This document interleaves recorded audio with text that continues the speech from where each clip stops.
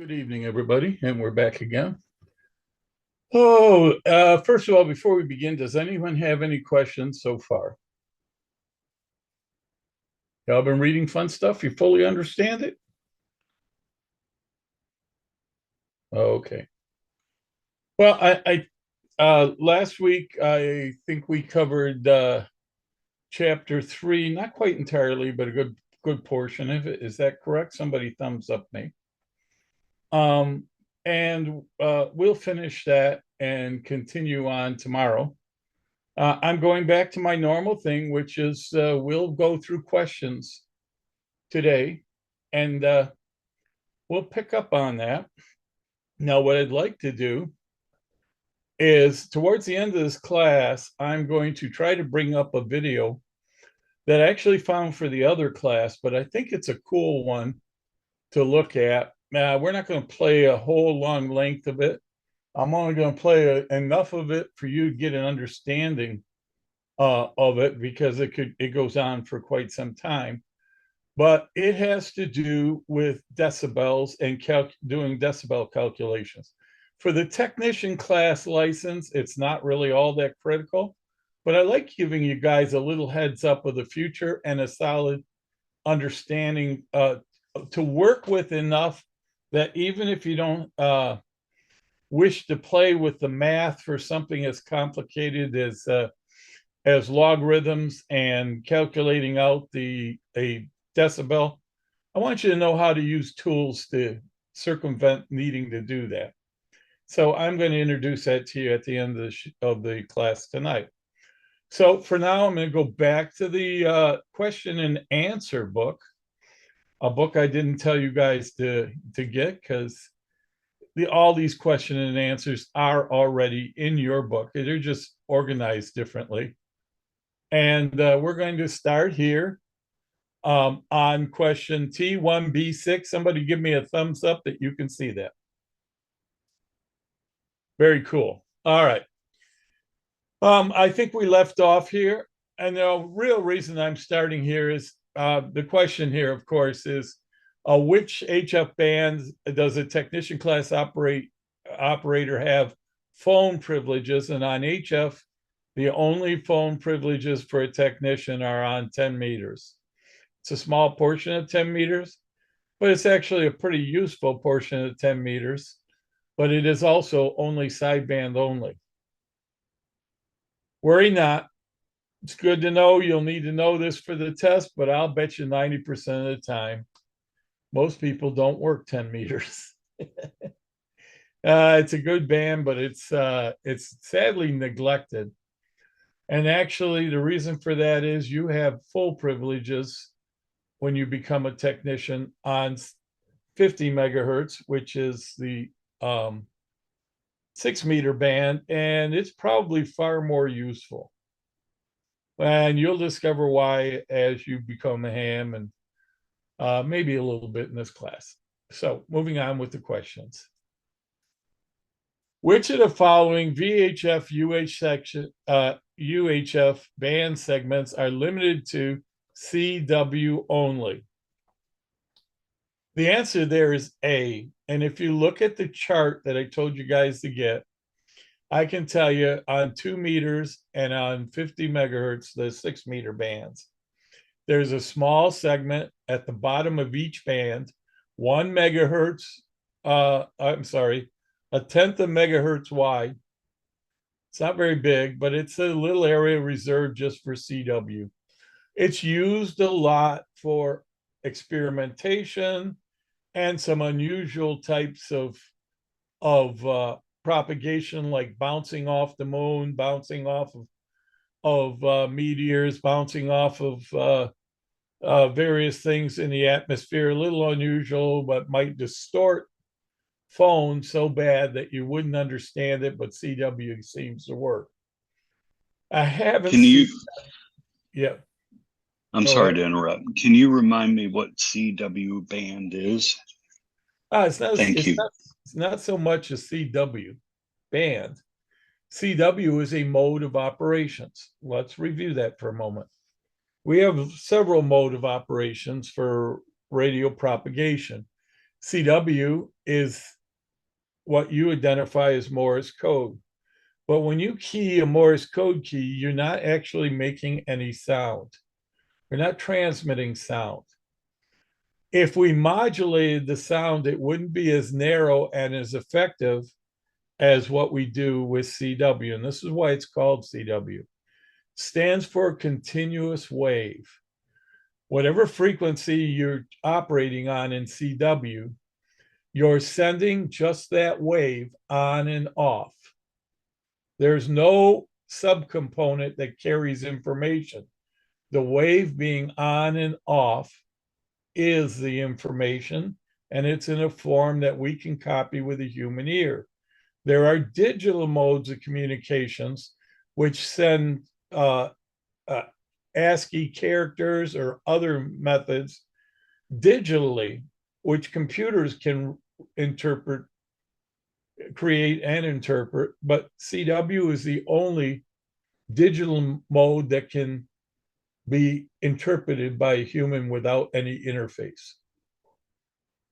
The advantage is that it gives us very, very narrow bandwidth on our signal. We can pack a lot of CW conversations in the space of one phone conversation. We can pack hundreds, even thousands of CW communications in the space of a television or transmission.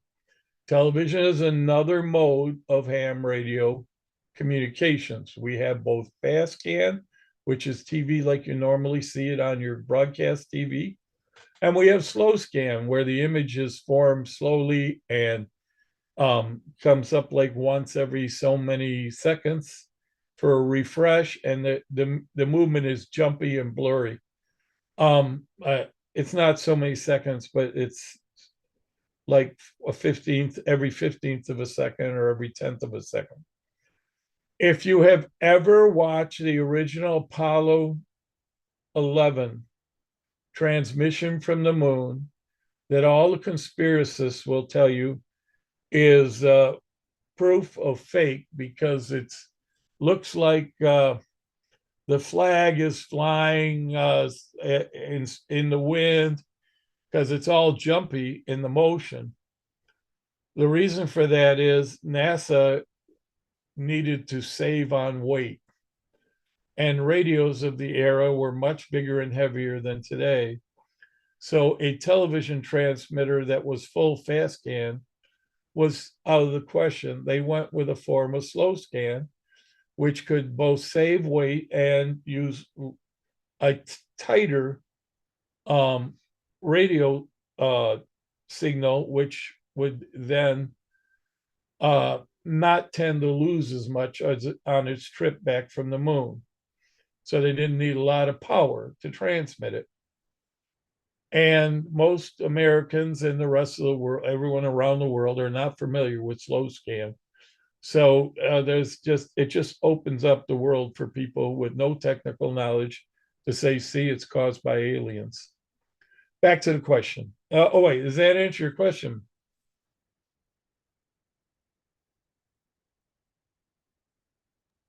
Yes, sir. Thanks so much. Okay, Mike. Now, just so you know, if you hear a local repeater ID in Morse code, that is not CW. That is an actual tone that is created by usually a computer or recording, and the audio is fed out through the FM transmitter. So it is actually an FM audio transmission, which sends the Morse code tone. That's the difference. And that, I believe, is F1 transmission, modulated FM code. All right. Copy that. Thank you. You're welcome. How are U.S. amateurs restricted in segments of the band where amateur radio is a secondary service? Let's talk about primary and secondary services. That's why I go through these questions. Amateur bands are issued primary to us. In other words, we are the primary users, means that we have first and preferenced use of the band. So if we're on a primary amateur band and there's a conflict between us and another station, they must get out of our way. They often don't understand enough to know that because they're oftentimes users like, I don't know, electric, wireless uh, intercoms or things like that. But under the law, if we interfere with them, tough luck for them. If they interfere with us, yeah, we have a grounds to make a complaint. But let's face it, all those services, as a rule, have like microwatt outputs, and we have 1,500 watts max. If we really want to, we really don't have a problem with them. But I'm not advocating that you do interfere with them intentionally. You have no right to ever interfere intentionally with any other service. But it certainly does boil down to when we have primary privileges, those are our bands.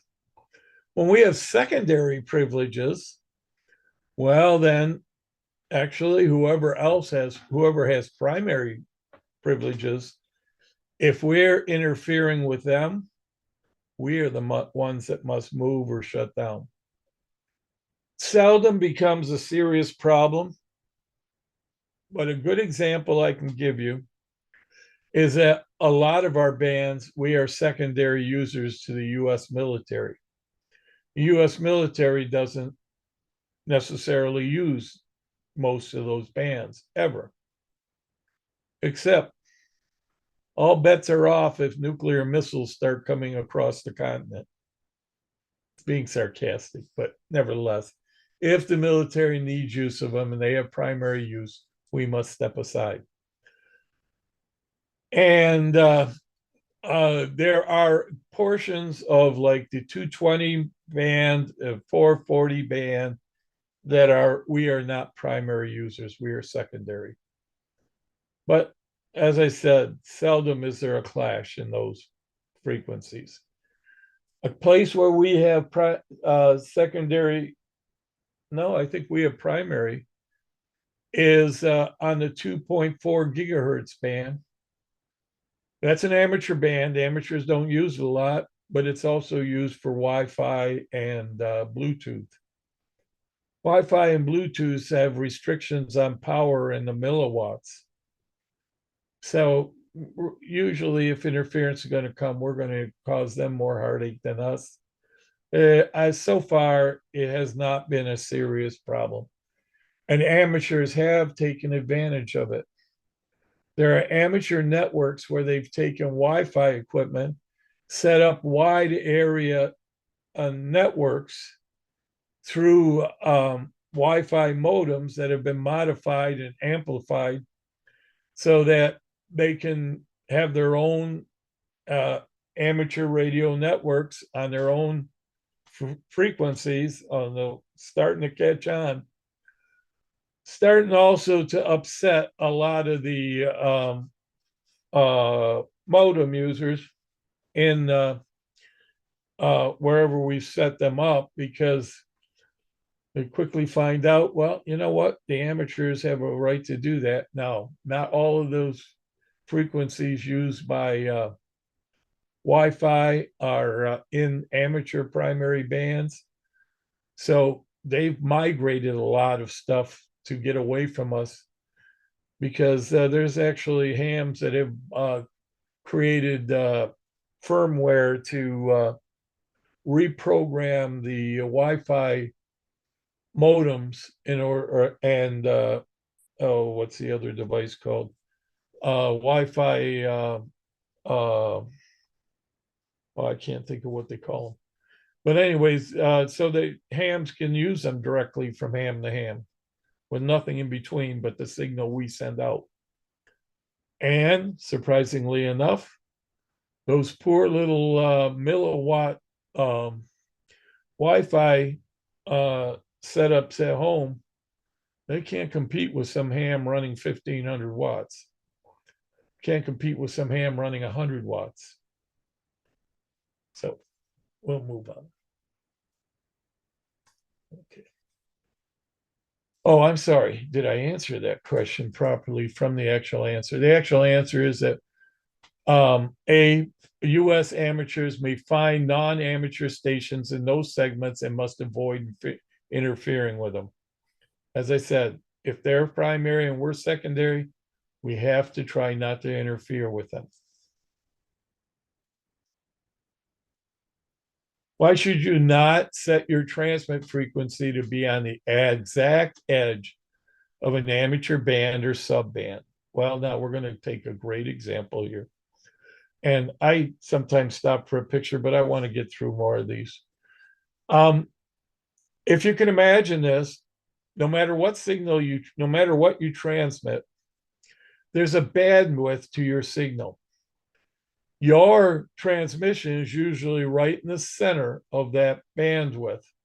Let's take, for example, an AM broadcast. It's usually around 5 or 6 kilohertz wide. So if the top of the band is 28,300 or 28,500, let's find a chart.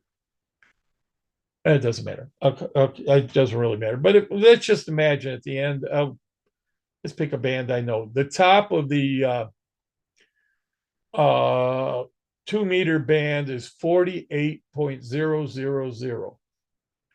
You can't transmit on 48.000. If you do, half of your signal will be over 48.000 and half of it will be below. The part below is not a problem at that point. The part above, though, is operation out of band, and you are responsible for keeping your whole signal in the amateur radio bands. So that's why we cannot operate exactly at the edge of any band or subband. Subband meaning if there's an area in the amateur bands where, for example, it's a transition point where maybe CW is permitted below a frequency and phone above a frequency. I should make note there that anywhere phone is permitted, CW is also permitted.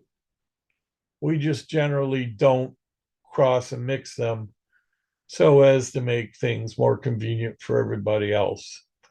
But technically, CW can be operated just about everywhere. I don't know of an exception. Now, let's move on. Where may SSB phone be used in amateur bands above 50 megahertz? And the answer to this is there's just about nowhere you can't use SSB phone above 50 megahertz. The examples I gave you early in those two little pieces of 2 meters and 6 meters at the very bottom, the 1 megahertz, I'm sorry, 0.1 megahertz, like 50.1 up to that, 50.000 to 50.100, and 144.000 to 144.100. That's maybe the exception. That is the exception, actually, because those are CW only. But everywhere else above 50 megahertz and above is open to us. So the answer here is C. And there's a table they reference here. I wonder if I can get to it. Not here. Okay, well. Anyways, you can see these on the chart I recommended you guys print up for Xerox from the book. What is the maximum peak envelope power for a technician class operator in the HF band segments? This gets a little tricky, okay? In the HF band, the maximum power a technician may operate. So that's below 30 megahertz is 200 watts. This goes back to the novice license limits, and they carried it through, and they just left it. They didn't change it. I don't understand why, but to be honest with you, it's kind of a good thing it did, because the technician portion of 10 meters then or now, um, it it it stays a lot more friendly. It's like it's virgin territory, but it's not, of course. We've been operating that segment of the, we've been operating all of those regions of the bands for years, long before I was a ham, and like you guys know, that's a long time back. So the answer is A, at 200 watts. No, except for some specific restrictions. What is the maximum peak envelope power for technician class license operating above 30 megahertz? Above 30 megahertz, every ham has, and every US ham has a privilege, is licensed and privilege has. When I mean privileged, I mean those are the privileges offered by the FCC license to operate up to 1500 watts. There are exceptions. I do not recommend that you operate 1500 watts at 2.4 gigahertz, for example. 2.4 gigahertz is just the right portion of the spectrum for a microwave oven. Transmitting that kind of power would probably diminish your life expectancy enormously. And I really, really don't suggest that you try splitting yourself in half like a hot dog in the microwave. The FCC does have some technical limitations on power output that have to do with some locations of the geographic Earth or the country, and other locations under the FCC regulations. They have to do with interfering with certain things. One of them would be there's a large satellite dish array out west, and we really have radio restrictions that restrict us if we're so many miles close to that. It's a rare condition. You're not likely to have to worry about it. There are no questions on the test about it specifically. So that's why it says, except for some specific restrictions. Okay, licensing classes and sequential, all this stuff. Anyways, let's go to T1C01. And the question here, which license classes are new licenses currently available from the FCC? Well, first of all, we're going to eliminate question A because we no longer have a novice question. So A and B, you can just strip them out. You don't have to worry. Now, let's look at the others. There is no longer a technician plus. You can strip out B. So now we're down to D, and that is correct. We have a technician, a general, and an amateur extra. When I started up, there were 6. It was a royal pain in the butt. It was a little overkill. It wasn't necessary. I'm not really unhappy with the current setup. If I were going to offer anything that they should do, I would offer back a technician class license. I'm sorry, a novice class license as an intro license, Morse code only. But not the one that you had to take to get to the others, but as a, in case you wanted to start down there. I don't know that that's any more than my nostalgia. But the current is D, technician, general, and amateur extra. Oh, look at that. I'm right. Who may select a desired call under the vanity call rules? Well, answer to this is any amateur can get a vanity call, but any amateur may not necessarily be able to get any amateur vanity call. It has to fit calls by the group of their license privilege. So if you look down at the answer D is correct, but if you look down below, it explains that there are, and I'm right here, I'm going to highlight it. There are many available calls for technician license to choose in the group 1x3s, group 2x3s, but that's it. A 1x2, a 2x1, a 2x2, those are reserved for higher class licenses. In fact, they're now, I think, all reserved for, I think the generals can still get 2x2s. They used to be only advanced could get 2x2s. And the 1x2s and 2x1s are reserved for extra class amateurs. After they answer the extra 50 or questions for extra and 35 more questions for general, the tiny little bit of spectrum that an extra class gets for all that effort, maybe that's a just reward. Fear not, most of those are already assigned and they're hard to grab anyway. All right. What types of international communications is an FCC licensed amateur radio station permitted to make? Okay, the answers here I want to read through and go through. A communication incidental to the purpose of amateur radio and remarks of a personal character. B, communications incidental to conducting business or remarks of a personal nature. C, only communications incidental to contest exchanges and all other communications are forbidden. D, any communications that would be permitted by any international broadcast station. Well, let's look for some clues to help ourselves. One thing that you will discover that no amateur radio operator generally with some very, very tight restrictions may do is broadcast.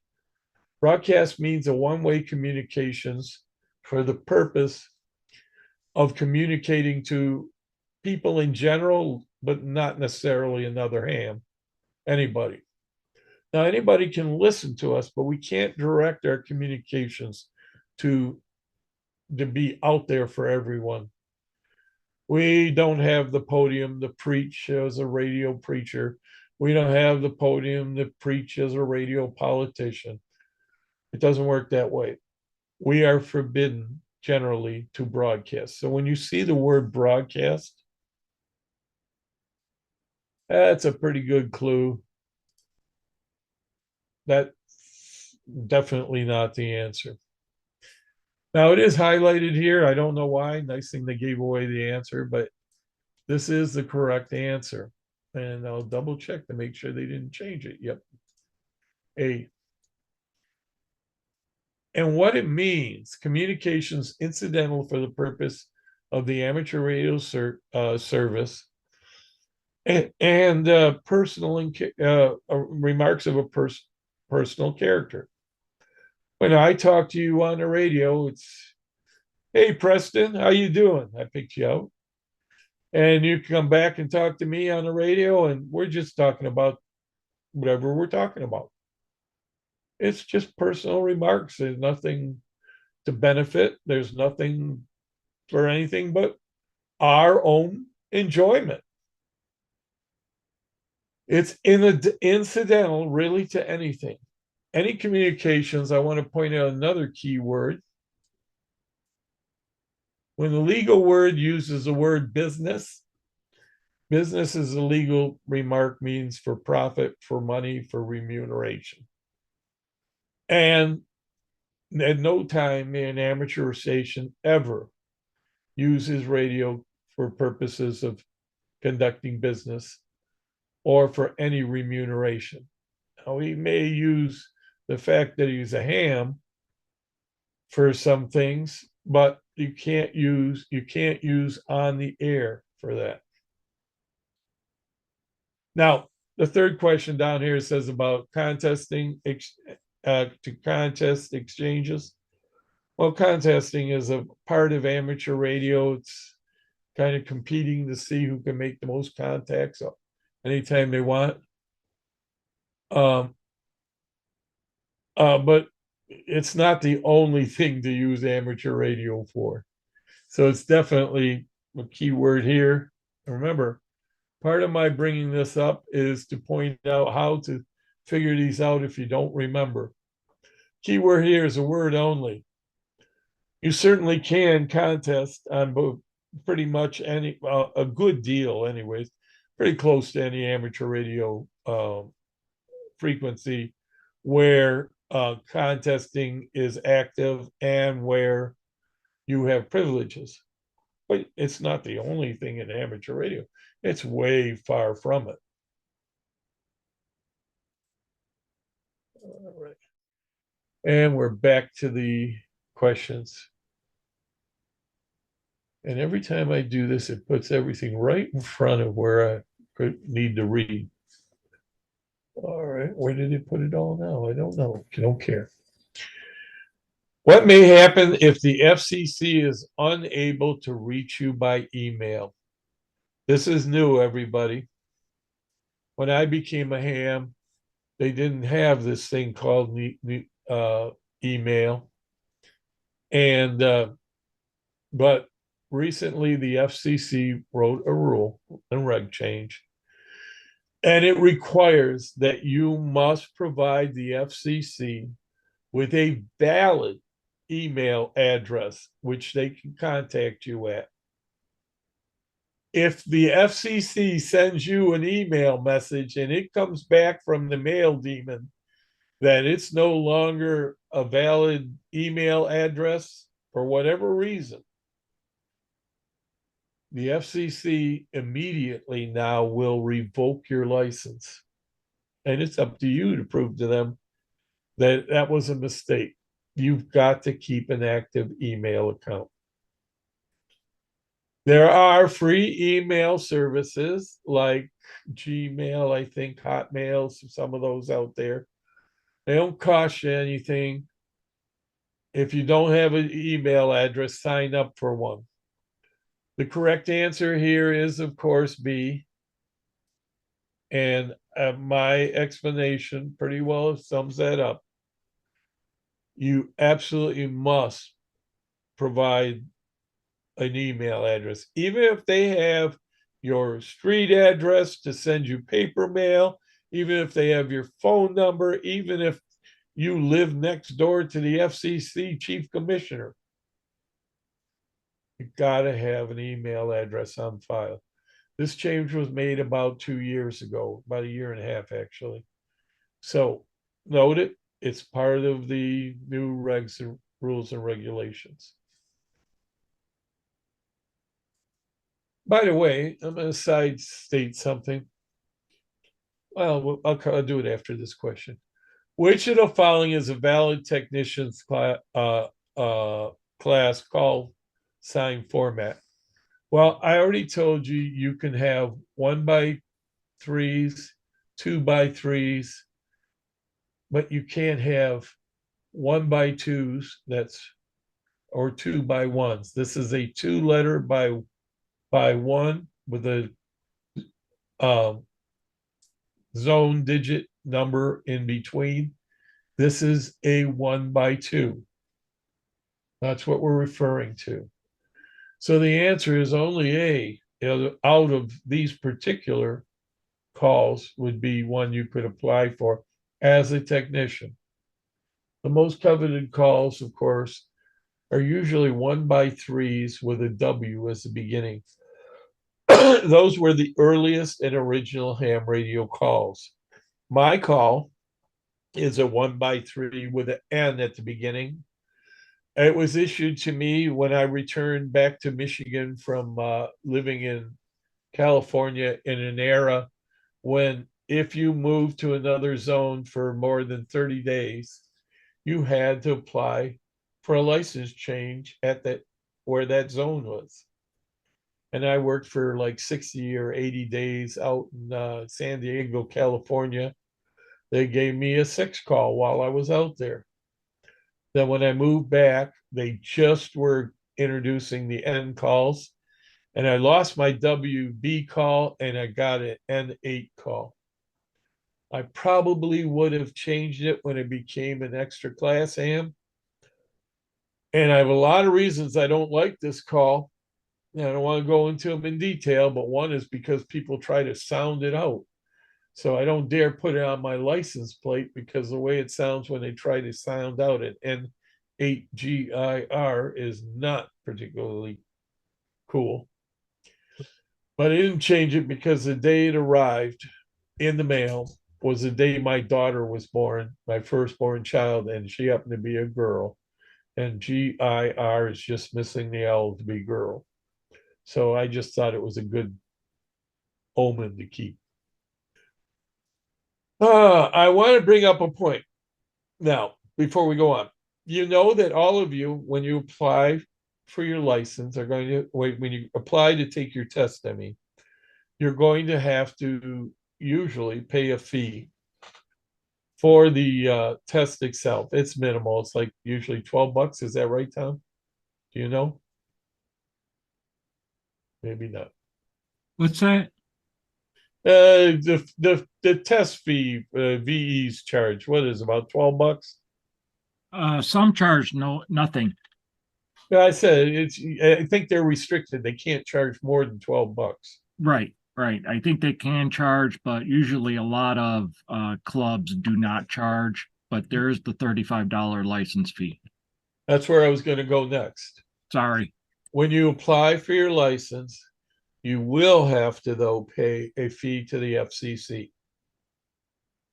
Every time you renew your license, you will have to pay a fee to the FCC.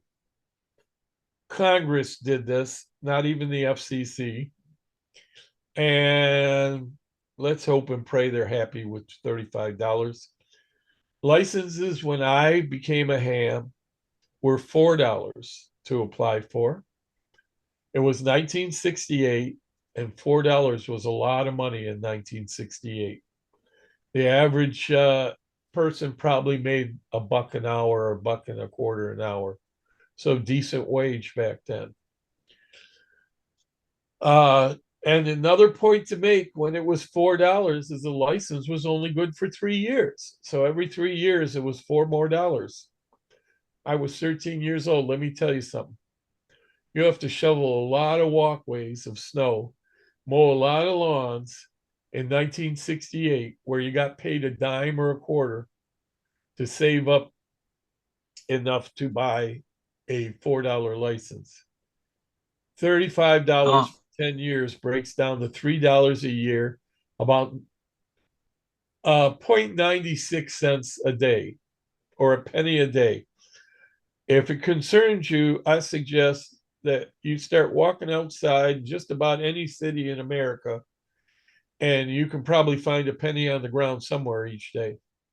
But I really don't think it's as bad as a lot of the hams on the internet seem to think. And when you compare that to provide that email address, you have to have an internet service. And if you have an internet service, well, I guess you could use a library. But if you have internet at home, it's probably $50 a month or better. If you have cable TV at home, it's probably, well, I don't know, some people pay $200 or $300 a month.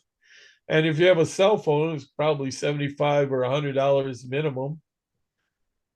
We really are at $3.50 a year. That's not really a big expense, everyone, but I do want y'all to know what it is. Okay. Now we'll move along to the next question. From which of the following locations may an FCC amateur station transmit?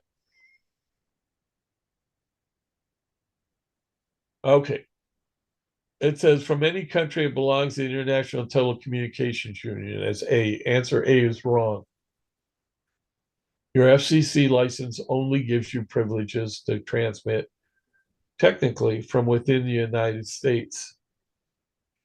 From any country that is a member of the United Nations. Again, that is not wrong. For anywhere within the International Telecommunications Union Region 2 and 3. Okay. Now, question D says from any vessel or craft located in international waters and documented or registered in the United States. The reason they threw this question at you is that as an amateur radio operator, if you're aboard a ship in international waters, that ship's registry, the nation of registry, the country under which that ship is registered, has the legal authority over communications on that ship.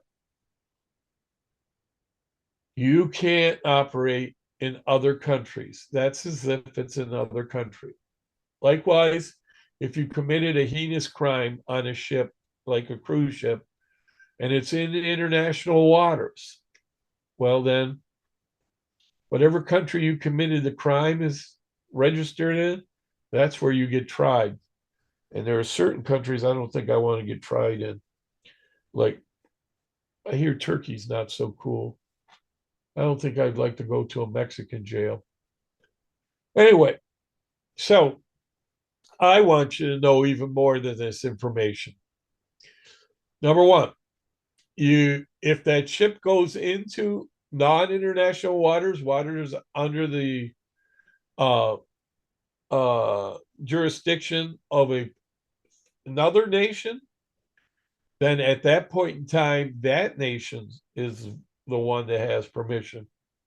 So if you were aboard or has jurisdiction, if you were aboard a ship registered in Panama and the ship docks in New York Harbor, now it's in U.S. territorial waters. The communications of that ship fall under U.S. law, but you still can't necessarily operate from there. Portion of this that's not discussed, and it's very important for you to know. You not only must be on it, on land or U.S. jurisdiction, but if you're aboard a ship or a vessel of any kind, you must have permission of the captain in writing in advance. If you're on a cruise ship, I guarantee you're never going to get it because the captain doesn't have the authority to give it to you without permission of the people that own the cruise line, and they won't give it to you. Number two, if you're on an aircraft, you need the written permission of the captain, and he has to get it from the airline itself. And it has to be arranged in advance. And I guarantee you, you're not going to get that either. So my suggestion is keep that in mind, because while this is the actual law, the actual times you'll be able to take advantage of it are slim. Now, if your buddy owns a 400-foot yacht and you're out on his yacht, it's registered in the U.S. and you're out on international waters, you're good to go, as long as your buddy's already signed the paperwork. So, another thing I want you to understand that relates to this question: you cannot go to any other country and operate as a hand unless that country in advance already has an agreement with the United States to permit reciprocal licensing of U.S. hams in their country. Few countries do that. Canada, for example, does. You can go to Canada and Canadian hams can come here and operate with your U.S. call in Canada, and they come here and operate with their Canadian call, and it's cool. But while you're there, you've got an operator /V, VE, whatever zone you're in. So if you were, say, in the Windsor area, I believe that's VE3. So you would have to operate, if it were my call, NAGIR/VE3. Canadians from there would operate their call / in this area, W8. And but you can just go ahead and operate, and they can go ahead and operate, is fine. If you go down to Mexico with your ham gear and you try to operate, I think visiting days are on Tuesdays and Thursdays, or maybe it's Saturdays and Thursdays. And your family needs to bring significant bribe money in order to visit you. Mexicans do not permit any U.S. hams to operate there. They're pretty picky about that. They get downright nasty. There is an exception in the Mexican law that permits certain truckers to have a CB in their car if they do not use it. But just having a radio with you once you cross the border into Mexico, permanently installed in your car or not, is up against the wall, senor type. Know that for those of you who might live close to the Mexican border. Okay. So what I'm saying is very easy to join conversations. Just be friendly. People will welcome you in, and it always works. Every now and then you will make an exception, but it's not the norm. This is T1C07, which of the following can result in a revocation of a station license or suspension of the amateur radio license? And the answer is here: failure to inform the FCC of any changes in amateur station performance of a RF safety environment evaluation, failure to provide, maintain a correct email address. We've already covered this. That is the correct answer here. By the way, you do have to do an RF evaluation nowadays. About few stations are going to be at the extremes of violation. I will tell you the one thing that a lot of new hams are not understanding, and that is that the RF safety exposure limits are such that you might be in real serious trouble if you plan to put a 50 or 100-watt transmitter with an antenna inside your dwelling. The idea is to keep the radiated electromagnetic fields away from human bodies as much as possible. We'll cover that in the future when we get to it. But the answer to this question is, of course, B. Remember, we talked about the, come on. We talked about the fact you've got to provide an email address. They got a bug about it. The FCC doesn't want to send paper mail. Apparently, paying the post office service is more expensive. All right. And what is a normal term, meaning how long, for an FCC issued amateur radio license? I talked about this earlier. It is 10 years. So when you get your license, it will be good for 10 years, $3.50 a year, about a penny a day. And by the way, now that I thought of it, I'm going to start picking up pennies. What is a grace period for a renewal of an amateur radio license? Well, that one I got to cover with you guys. The grace period is 2 years. If your license expires, you have 2 years in which you can apply for a renewal. It doesn't guarantee you'll get your call back, but after 2 years, you will have to take the technician exam. Before 2 years, you can apply anytime and get a license back. More than likely, within 2 years, it will still be your same call. I wouldn't risk it. Renew it 10 years from now, everybody, and you won't have to worry about it. It's easy to forget. So if you print a copy of your license, keep it at your station. At least once in a while, you'll look up at it and say, darn, it's time for me to redo my license. I just redid mine last year. So I have 9 more years to go. All right. So I'm going to try to get a couple more questions in here. How soon after passing the examination for your first amateur license may you transmit on the amateur radio bands? Minute you pass your license, your VE will your team will send this in. They will send it in either by mail or electronically to the FCC. If they send it electronically, it'll probably show up and you'll have a call sign issued a day or maybe 2 days later at the most. The handful of people that are still doing it via mail, well, that might take a couple weeks. But the instant it shows up in the FCC's database, you are a licensed ham. There will be a call sign there for you. That will be your call sign. Use the tools there to print yourself a copy. The FCC will not send you one. You got to print one. You can go to the library if you don't have a printer.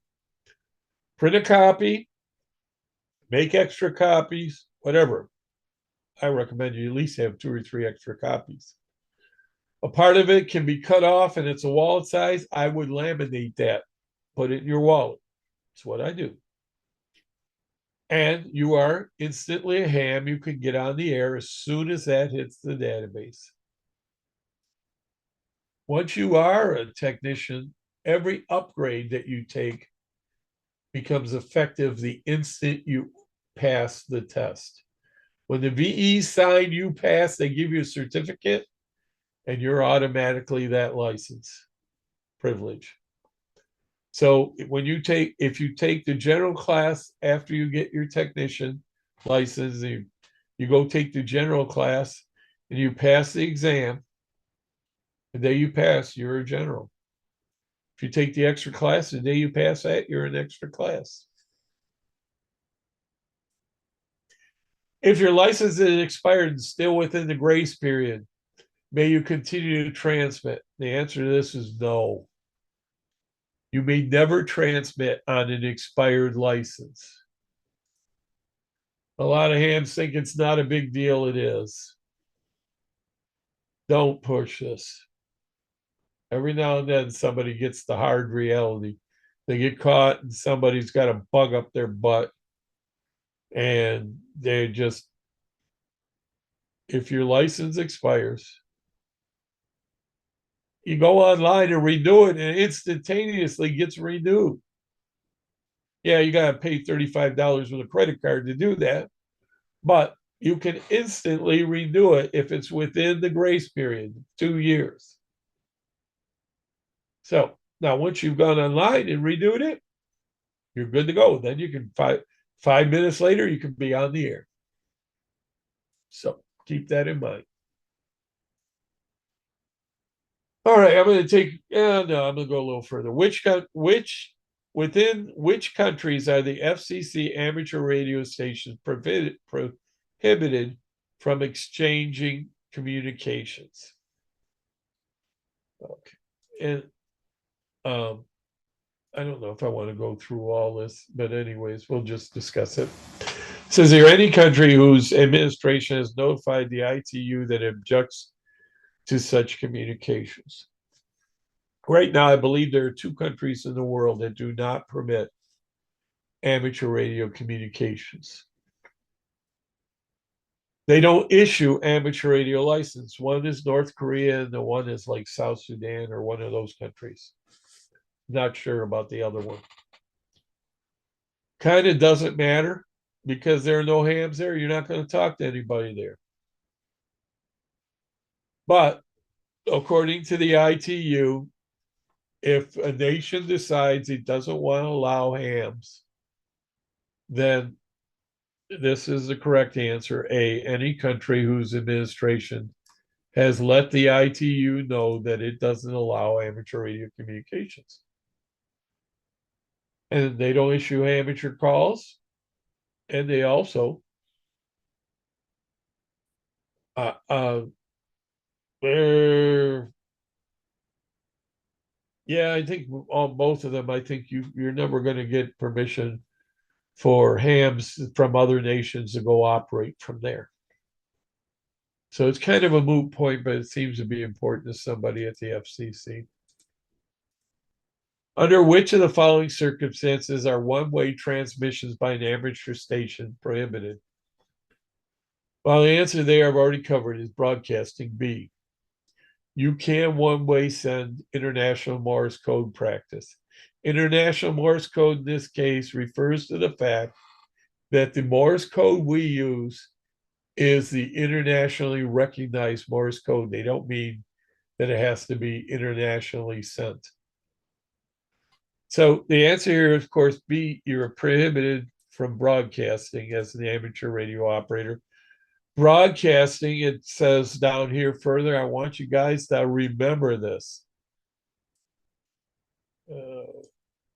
Broadcasting consists of one-way transmissions intended for reception by the general public.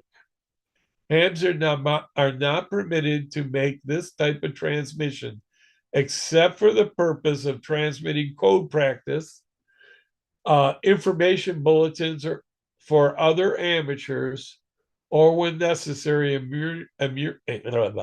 emergency communications. I knew I should have taken a break.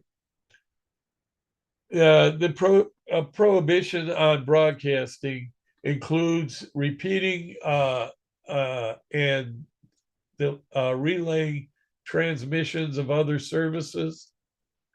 Hams are also specifically prohibited from assisting and participating in news gathering by broadcast organizations. Here's a tricky one part of this, everybody got to explain. A few years ago, a TV station came, and I was involved during the first Gulf War. I guess it's a lot of years ago. And I was a Mars military radio operator at the time. And through Mars, I handled something like 2,800 messages back home from GI airmen and Marines over in the Middle East. TV station wanted to come out and interview me, and they did. They were permitted to do that. And they actually wanted to interview me at my ham station on the air. That was perfectly legal. They could film all they want. But I do, and I do know, and you should know, that you are permitted to reference that fact either on the air or to, in any way, facilitate any information about the news people to the hams on the other end. Why? Well, because that would be essentially sending information, assisting the news service. It's a small part of it's a tricky part of the law. So what you want, so I did what is correct. I went about my operations, and when they were interviewing me, I turned down the volume in the background. I was not transmitting. And I did that interview. It was all fine. In fact, the FCC field office engineer saw it and said, wow, you did a perfect interview for staying within the rules and guidelines. I don't think anybody told me what the rules and guidelines are. I kind of figured the less I do, the better off you are. But anyways, I learned later. So you cannot assist or participate in any form of news gathering with your radio. So if I had talked about the news service being there in my shack, and I said to the guys, hey, everybody, we're being filmed right now by the TV news. That's informing them of the news service's presence. That's part of the news gathering, assisting and participating in the news gathering service. Tricky part of the law, but important to know. Okay, when is it permissible to transmit messages encoded to obscure their meaning? There is one time, and only one time, you may use encoded messages in amateur radio. And that is for remote control or for commands to a space station, which is remote control. So always say is if it's not remote control, it can't be encrypted or encoded in any way. Because of this, things like telling somebody 10-4 are actually illegal. Any codes we use, any abbreviations, we are supposed to follow and only use internationally recognized codes or abbreviations. There is a list of international radio abbreviations. We don't use a lot of them. UCW, that's one. But they are out there. You can find them on the internet. There is a series of codes called Q codes.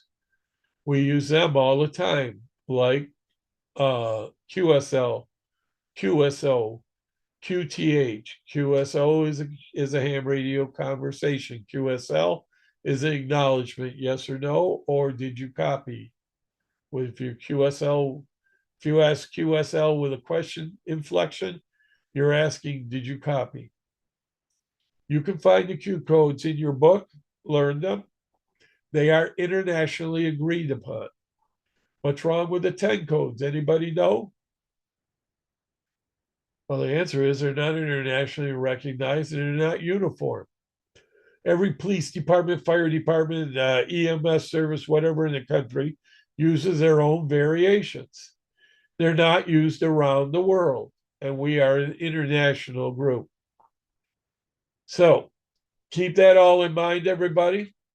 And before I start, it says a transmission line has a loss of 3.25 dB. All right. Now it says find the power transmitted output for a power input of 2750 kW. Now I guarantee you that's not a ham station. That should be a small commercial station, but there's a formula for this. It's right here. G equals log 10, which means 10 times the log in the base 10 of P2, which is what we're looking for, divided by P1. And then you'll get the answer. Now, if you're good at math, it's a piece of cake, right? Let me start by doing something easier for you. Every 3 dB of a negative 3 dB is dividing something by half. A negative 3.25 will just be a little over half. If I look at 2750, and I know I've got to go minus 3 dB, well, then I've got to go a little bit, just a hair more than a half. So half of 27 is around 1350. And let's round that off roughly to 1300. If you get this question on your exam, there'll probably be an answer somewhere real close to 1300. So let's see what happens. So it'd be 1300 kilowatts, or that's a lot of transmit power. 13, that's way more than we hams have. But let's see. Let's look at the recording. Okay. Or loss. The question reads, a transmission line has a loss of negative 3.25 decibels. Find the power transmitted, the output, for a power input of 2,750 kilowatts. Use the following logarithmic formula to solve for P subscript 2. To be successful at this question, you'll need to know the following formula. So let's start off by writing out everything that has been given. We are told that G, which represents the decibels gained or lost, is equal to negative 3.25 decibels. So G is equal to negative 3.25 dB. Furthermore, we are told the input, which will be represented as P1, of 2,750 kilowatts. Our job is to find out P2. I'll substitute these values into the formula where I get negative 3.25 is equal to 10 times log of base 10, and I won't write base 10 because it's not necessary. P2 is what we're looking for. and P1 is 2,750. This dB just represents the units of G. To isolate for P2, the first thing that I'll do is divide both sides by this 10. And by dividing both sides by 10, the 10 on the right side will cancel out. Here's what I mean. So dividing the right side by 10, I have to do the same thing to the left side. This cancels out, and we're left with negative 3.25 over 10 on the left side, and on the right side we have log P2 over 2,750. Now, to isolate for P2, and since this log has a base 10, I can raise both sides of the equation as powers to the base 10. For instance, this will become the exponent of the base 10, and this will become the exponent of the base 10. The reason why I'm doing this is because this log and this 10 will go away. So we can cancel that out, where we're left with 10 to the power of negative 3.25 over 10 is equal to P2 over 2,750. This part I can evaluate on my calculator, and then after that I can multiply both sides by 2,750, giving me the answer for P2. So on our calculator, we'll take 2,750 multiplied to 10 to the power of negative 3.25 over 10 gives us 1,301.16. 1,000. I'm going to stop there. Get as far as I want to go. You guys notice the answer he's getting? Let me finish writing. No, I'm completely and totally confused. Exactly my point. If you have upper mathematics skills, this is a piece of cake, but you don't need it. Notice that I told you you should be around 1,300. The way I came up with that is half of 27 would be about 1,350, and I just interpreted that well, maybe another almost 100 for the 0.25 out of all that, and I just, hey, that's pretty damn close, ain't it? Important thing I want you to know is that you can use dB calculations. Let me unshare this. You can use dB calculations utilizing the knowledge that, and I'll try to bring you up try to share a drawing screen, and we'll do it the easy way. If any of you are happy doing it that way, great. But I think you'll like the easy way better. Okay. So let's go new.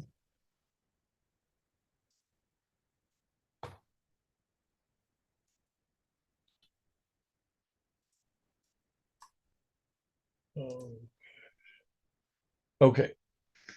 This is going to open me up for a blank screen. By the way, that was from the general class. All right. So I told you guys, and learn this, it will make life easier. 2 times, that was supposed to be a times, 2 times any value, doubling it, in other words, is equal to 3 dB.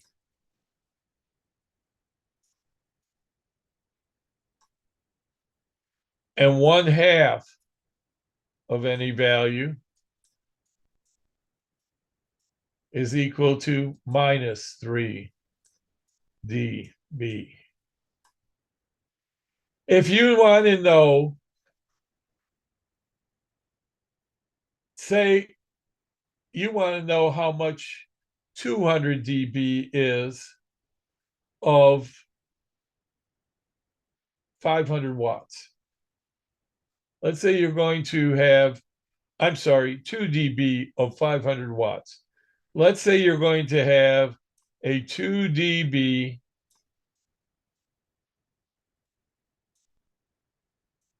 loss of 500 watts because of a attenuator or some resistance. Well, then know that 300 dB or 3 dB, I mean, is going to be half of this. A minus 3 dB is going to be 250.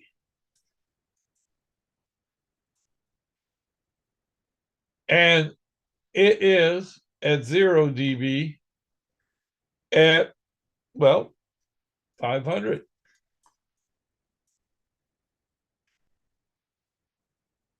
Half of 3 dB is 1.5. So between 500 and 250,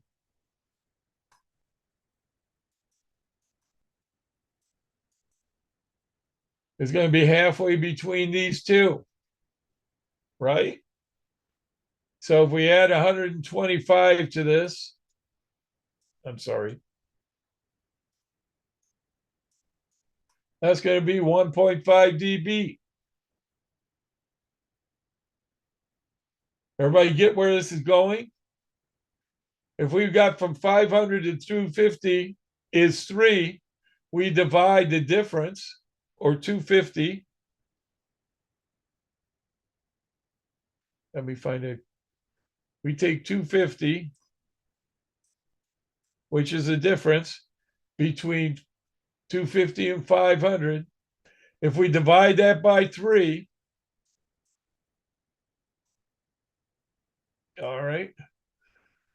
Yeah, 3 times 6 is going to give me about 18. 3 times 7 is going to give me what? 18, 24, isn't it?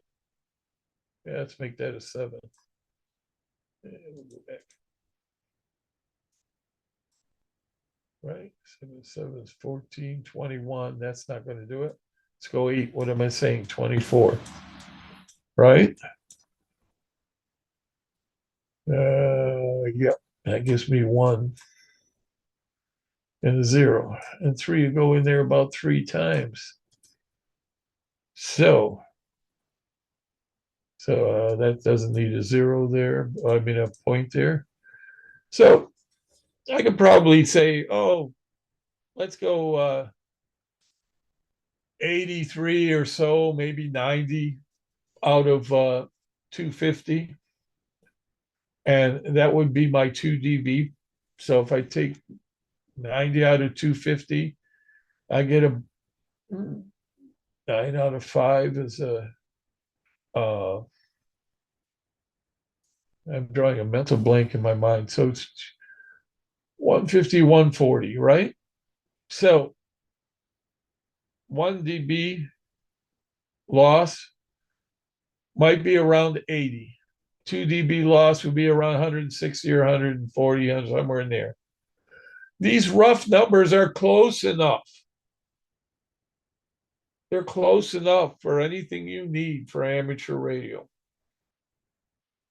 So rather than concerning yourselves with learning a math that I don't have time to teach, and you really don't want to have to learn them because you won't need it in all your lifetime, do exactly what I'm telling you to do. Just take and interpret what portions of 3 dB you need. If you need a dB, understand, let's see if I can do a new, don't save it. Understand that if you have, if you want to determine a dB loss or a dB gain, then just start with 3 dB. If it's a loss, start with a negative 3 dB. If it's a gain, start with a positive. Okay? Now, if it's a gain and you got a 3 dB gain increase, amplifications, amplifiers are measured in dB. The gain of an amplifier is in dB. If you got a 3 dB gain and you've got a 100-watt amplifier, a 3 dB gain is going to be 200 watts because 2 times 100 or doubling 100 is it for 100 watt, it's the dB gain. This is not perfect calculations, what I'm telling you. This is easy calculations. So if I want to know what 1 dB gain is over out of a 3 dB range for 100 watts, if I want 100 watts, 1 dB is what I'm saying. But then I just say, well, I started at 100. There's a 100 watt differential there, right? So if I divide this by 3, that should give me close to 1 dB. So does that make sense to you? It's close enough for all but real technical engineering design. It's close enough for the ham shack. It's not precise. Are there any questions about it?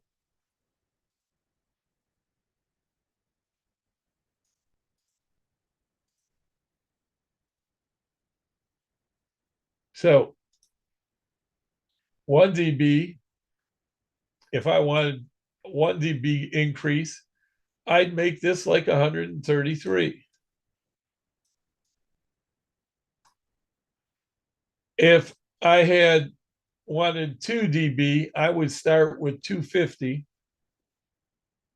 I'm sorry, with 200 and add, or I'm sorry, detract 3 dB. So it'd be around 100, shoot, or somewhere around 175. We'll rough number it. Rough numbers are your best friend, both in taking the test and in dealing with dB, unless you can do dB calculations. And the math involved, I wanted to show you, is really out of most hams range.